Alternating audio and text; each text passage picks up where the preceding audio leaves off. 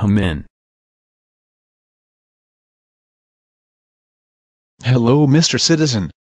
I am finished photographing and cataloging your contents outside. Thank you for pointing out your most expensive items. Is it all right if I come inside to do my structural inspection now? Sure. Please come in. Thank you, Mr. Citizen.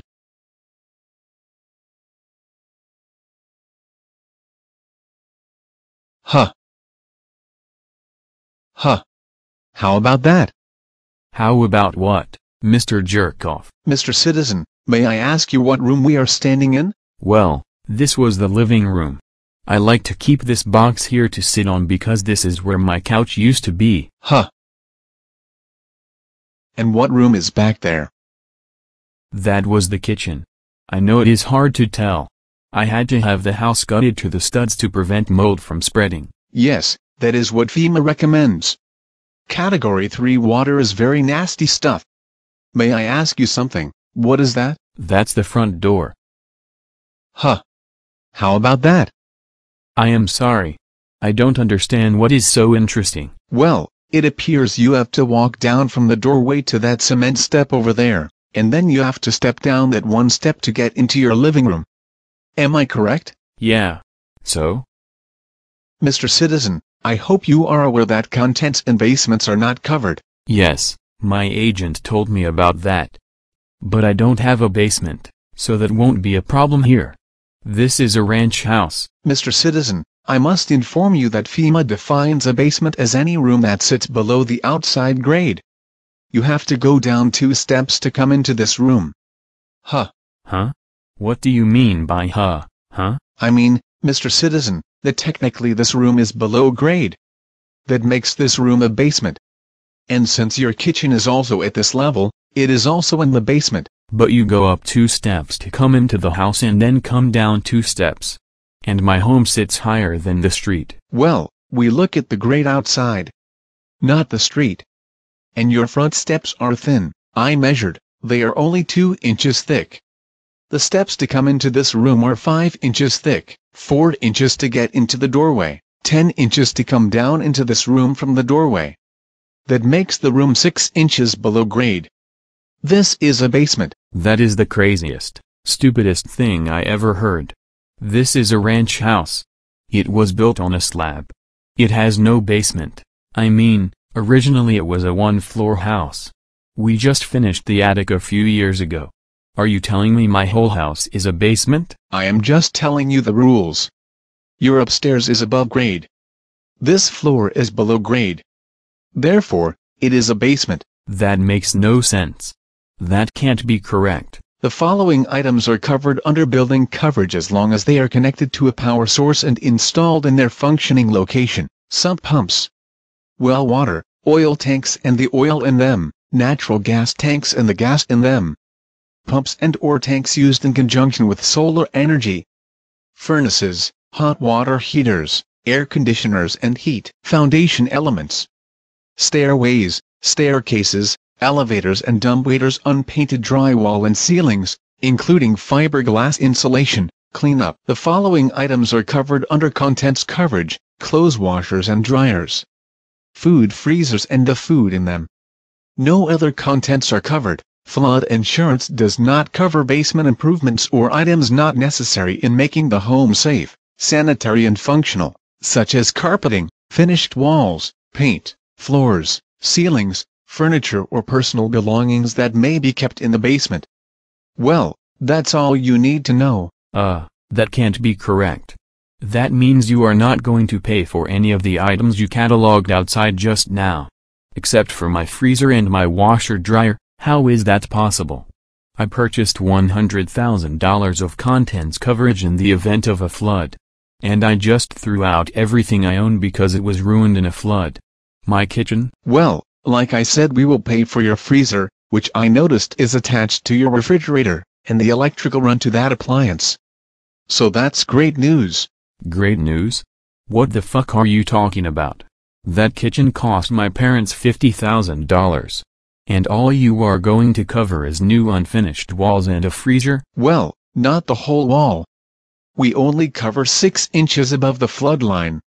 I see removed the whole wall, but the flood line was at 4 feet.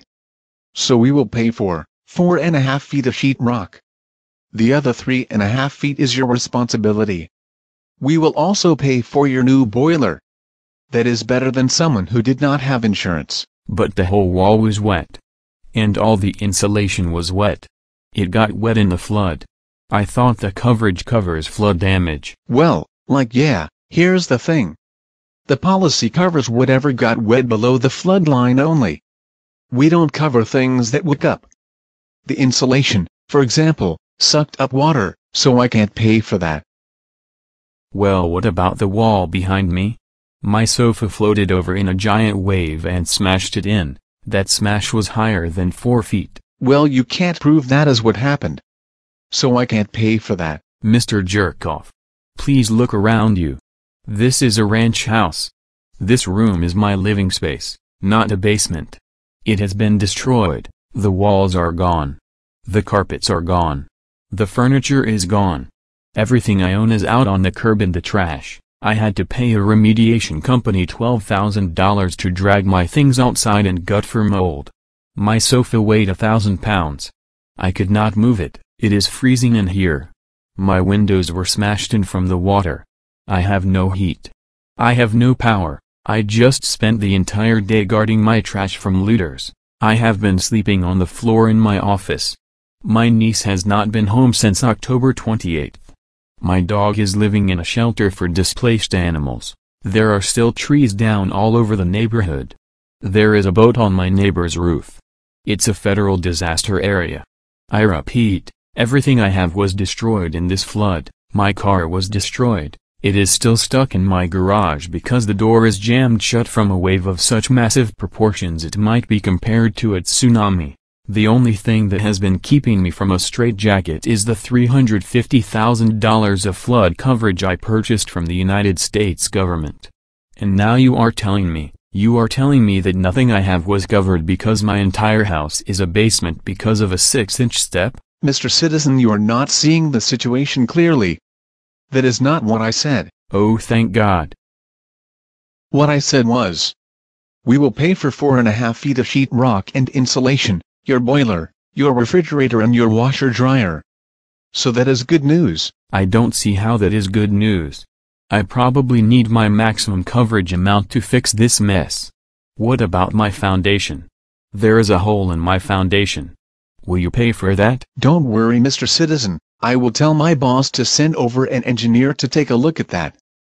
I am not a construction specialist, so I cannot write an estimate of those damages. So my foundation will then be added to the claim? And I won't have to worry about that?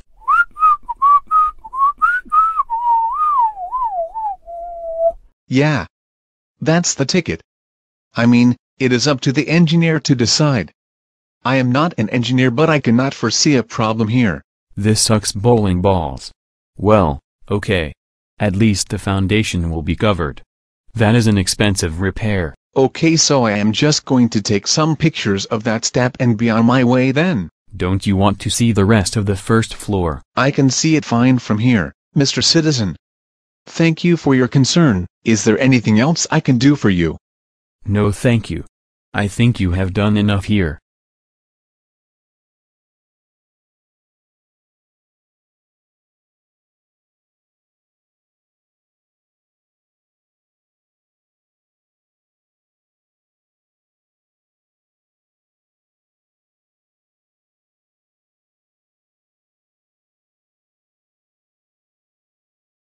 Okay then, I am done.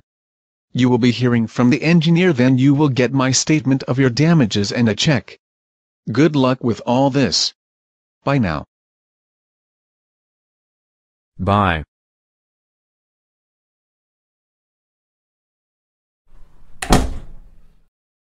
Don't let the door crack your skull on the way out, asshole.